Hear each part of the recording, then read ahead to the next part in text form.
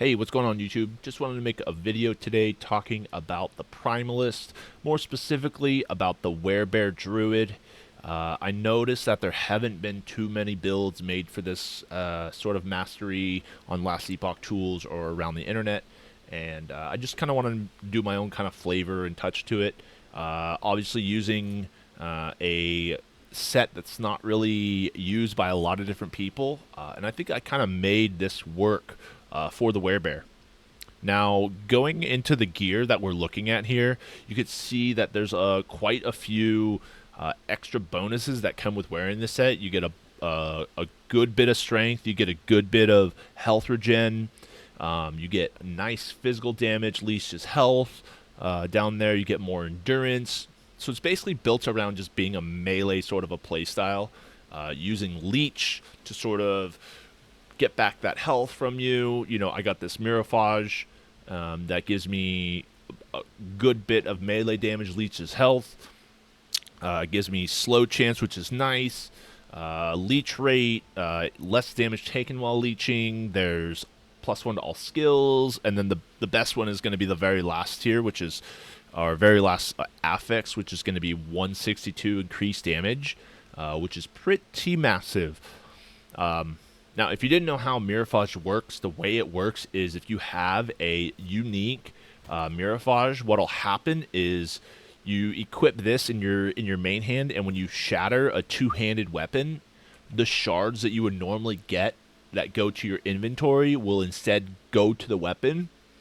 So make sure that you have a weapon, a two-handed sword preferably, because I don't think it'll work on any other type of weapon. It has to be a two-handed sword, but just make sure you get something that you're looking, something that increases crit chance or melee damage or reduces crit chance or something like that. That would be pretty massive, I think, for this.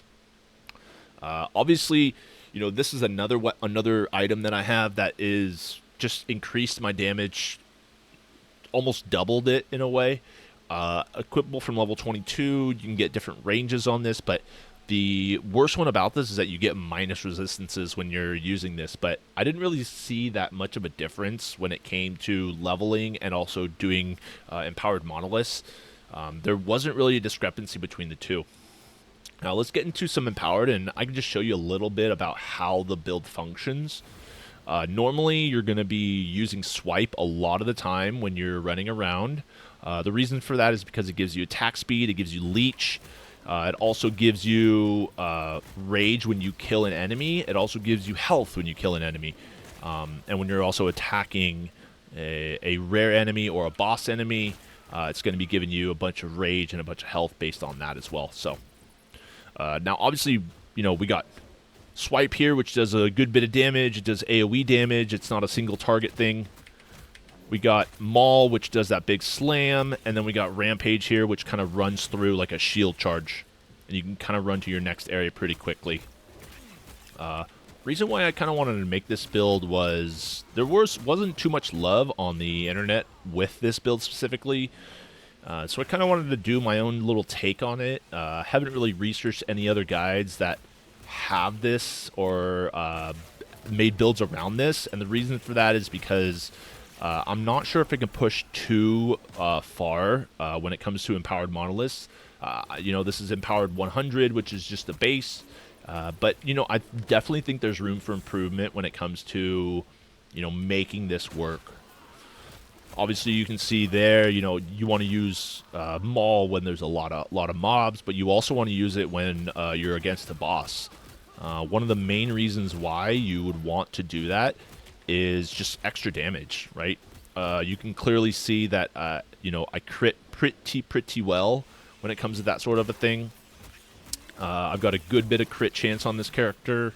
I've got good crit multiplier, as well as, you know, a boatload of increased melee damage and increased physical damage. So this is a pure melee build. There is no sort of spells that have to do with this build entirely. It's just strictly melee.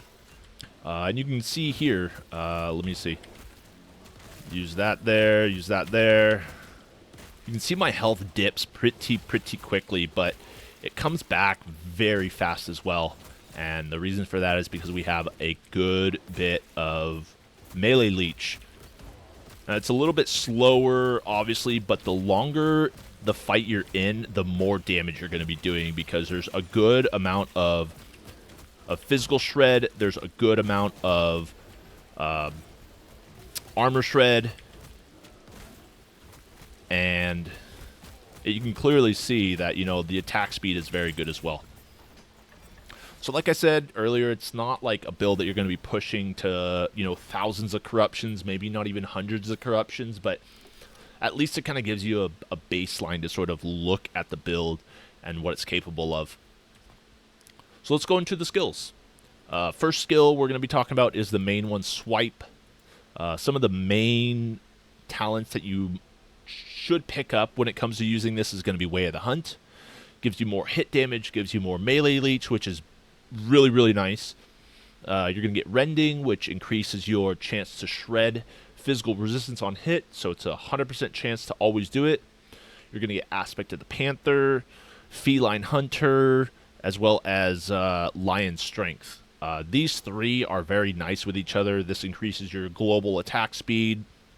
This increases your maximum stacks, gives you 5% more global damage when you use Swipe and hit at least one enemy. It lasts for 4 seconds, but you're going to be using this ability all the time, which means you should have these stacks up constantly.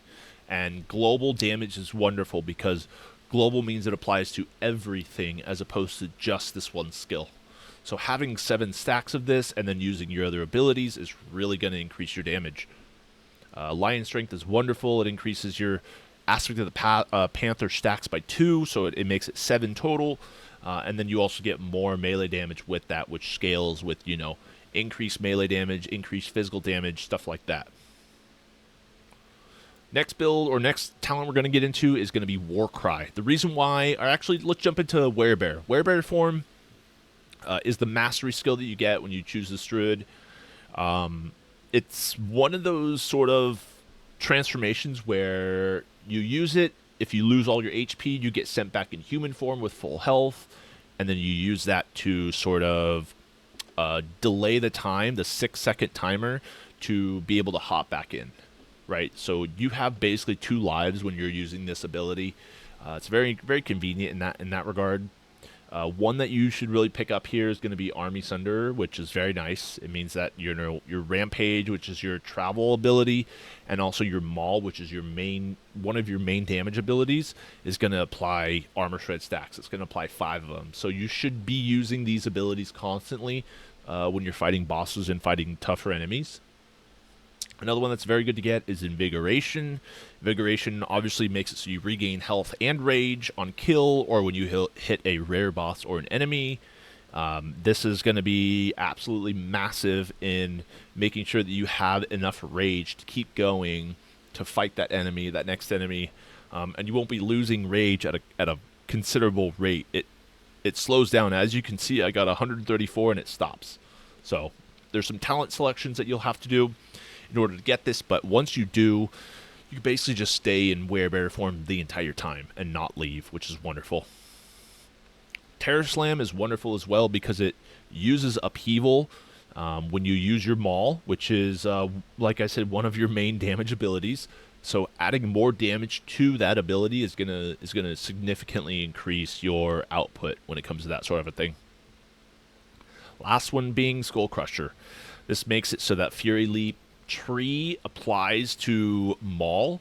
It also consumes the mana cost as well, so you have to be aware of that. The rage cost of that is going to consume when you use Maul. It's going to consume Fury Leap's mana cost as well, which is, you know, it makes it difficult to sort of sustain if you don't have Invigoration. So I definitely recommend getting this one. All right, jumping into the sort of passive skills, the skills that don't really have that. They have a huge impact on the overall build, but you're not actually going to be using these skills specifically. The reason why we choose Warcry is because it scales with your Werebear. Obviously, as you can see here in the tooltip, it says all effects from your Warcry skill tree are applied to Roar. So everything that you're going to be choosing here is going to apply to Roar, which is basically the bare form of using Warcry. One of the best ones to get here is going to be Berserk, Juggernaut, Brutality, and Fury Strikes. The reason for this is we get immune, we get invulnerable for 1 second after using Warcry, which is wonderful. Kind of stops the bleeding. Berserker, which is wonderful as well, increases your melee hit, your melee damage per stack. It gives you maximum stacks, and then on top of that, it adds attack speed, 12% per Berserk stack up to a maximum of 48%. So you'll basically be swiping left and right really, really fast. Another one that's really good is going to be Apprehend, which pulls enemies in instead of pushing them away, which is very counterintuitive to this build. You want to be able to pull things in towards you so you don't have to run very far, and that way you can sort of just keep swiping, keep mauling, and keep doing damage. The last one I do want to mention is Purging Shout. This one cleanses all the negative ailments when you use Roar.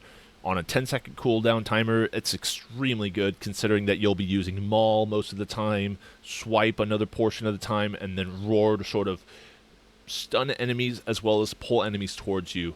And you're going to be finding that this is going to be something that you'll be using quite often. So I definitely recommend picking up Purging Shout, Juggernaut, Berserk, Brutality, and Fury Strikes. You can also pick up Apprehend, but it's not necessary. If you play it, you'll see how much nicer it is to pull enemies in as opposed to push them away. Next one we're going to get into is going to be Upheaval. The reason why we're going to be using Upheaval is because of this talent right here. After using Maul, you now use Upheaval towards your target. So basically, you use two abilities. You jump forward, slam the ground, and when you slam the ground, you use Upheaval, and that does its mana cost. It converts it into Rage, but it essentially does its mana cost. One of the really nice ones to get for this is going to be this one, base crit chance, and it cannot be dodged, which is massive, considering that when you slam the ground, that's when Upheaval actually happens. So having an ability that cannot be dodged is very nice, because you'll find that enemies dodging your attacks is going to be one of the worst ways to not be able to hit an enemy. Crust Rupture is great. Crit Multiplier is always nice. Inexhaustible just reduces the mana cost. It also adds an Armor Shred chance to it as well. And then Earthbreaker is very nice as well. It increases the damage by 30%. No attack speed scaling, but that's okay because we're not going to be using Upheaval directly. It's going to be used when we use Maul, so we don't have to worry about having lower attack speed when we're using this ability because it scales directly with Maul. Another one to also keep in mind is Excavating Blow and Erupting Earth are very, very good. Considering that when you use Upheaval, using this talent, when you use Upheaval, it creates a fault line that travels towards the target. But having it as Erupting Earth, it explodes in a star pattern, and star pattern would essentially be one north, one northwest, one northeast, one southwest, one southeast. Is essentially how it works. So you have a lot more room to sort of work with this sort of build, pulling enemies in, damaging them, getting extra crits, different things like that. So definitely one of the ones that I definitely recommend: Excavating Blow, Erupting Earth, Mantle Strike, and then obviously Earthbreaker. Alright, so the last one we're going to be going into is going to be Fury Leap. The reason why we're going to be getting Fury Leap is because of Skull Crusher. Fury Leap tree now applies to Maul. So that's two skills that apply to one skill directly. And you'll be using this ability quite often. Basically, less times in Swipe, but more times in Roar. So it's going to be the build or the ability you'll be using in the middle to sort of, kind of filter everything else out. It does the most of your damage already. One thing to note as well is this Violent Upheaval. Although it says cast upon landing when you use Fury Leap, it doesn't actually use it. And the reason for that is this right here. If you have the Skull Crusher node, which is this one, that makes Fury Leap's tree apply to Maul, and you have the Violent Upheaval node, which is this one. What it does is, instead of casting Upheaval when you land, it instead just casts it once, but gives it a 30% more damage with it. So I felt it was very necessary to get this, considering you get crit multiplier with Fury Leap, which turns, like I said, into Maul, so you get more crit damage. You get 30% more damage when you use it, as well as cleansing all your ailments, which is a massive one. This Battle Bloom down here is very, very, very strong when it comes to playing melee builds, because you're basically going to be in the action all the time, and you want something to sort of cleanse yourself while you're doing all this stuff. Another great one to get is Frenzied Onslaught, which makes it so that you after you're done using this, you get Frenzy for 3 seconds, which increases your melee attack speed, which is basically what this build revolves around, is attack speed, basically. More area is great, immune while leaping, so you don't have to worry about, having that, animation of you leaping and then being hit while you're doing that. You don't have to really worry too much, because this makes it so that you're immune while you're leaping. Panther Strike just gives you more damage, more cooldown reduction. Ambush Predator makes it so that you deal more damage to high health enemies, which is pretty much going to be the entire time, right? You're going to be moving from point to point to point, using Maul when you see big packs of enemies, using Swipe to sort of kill the little ones, as well as kind of have it as a filler in between those sorts of things. And that's pretty much it. Obviously, this isn't a build that is going to push an extremely high amount of corruption, but it is a build that can make it to empowered pretty quickly, and you can do some decent damage, as you saw earlier, when it comes to manipulating this sort of Werebear style. You only use 4 or 3 abilities really. You're using Swipe, you're using Roar, and Maul. And Rampage is just used to sort of get around the map, as well as apply, Armor Shred if you need to do it for a boss or something like that. So, let me know what you guys think. I had a lot of fun making this. My next plan is to make a build based off of the Spriggan form. So take a look at that. And yeah, thanks for stopping by, and we'll see you guys later.